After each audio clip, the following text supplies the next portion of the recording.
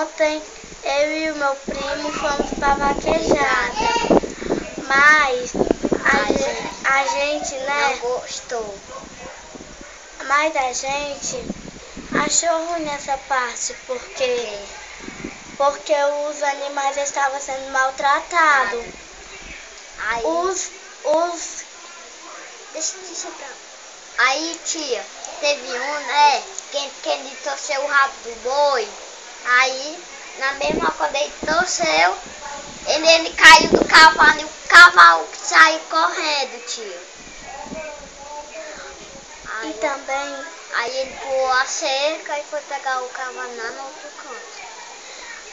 É porque, né, eu não gostei dos bezerrinhos sendo maltratados, porque eles puxavam o rabo do bezerrinho. É a mesma coisa de alguém puxar nosso cabelo.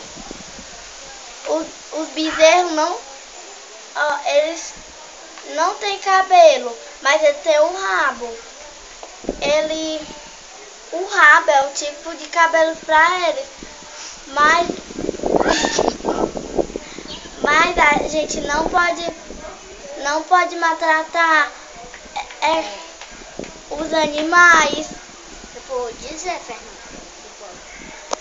Aí, né, tia, o João aí foi lá ver o rosa bem desse tamanhozinho assim. O João pegava um pau e quando fica o ficava botando assim na bunda do boi, empurrando o boi assim e deitou um e depois ele já levantou de volta. Aí depois foi deitar. Aí ele pegava e ficava coisando assim, apertando e o bezerro ficava debaixo do outro. E o bezerro ficava cojado um do outro. Debaixo do outro. Debaixo do outro. Mas também a partir de agora a gente tem que ajudar,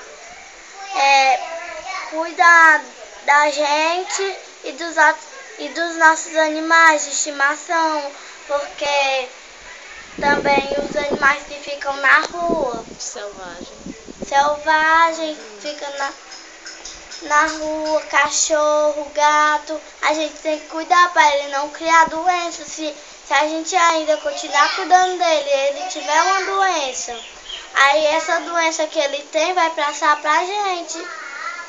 E por isso vai significar que a gente não estamos cuidando deles. Vamos cuidar do nosso planeta. 1, 2, 3. Vamos cuidar do nosso planeta. Preciso ir para comprar minhas calcinhas.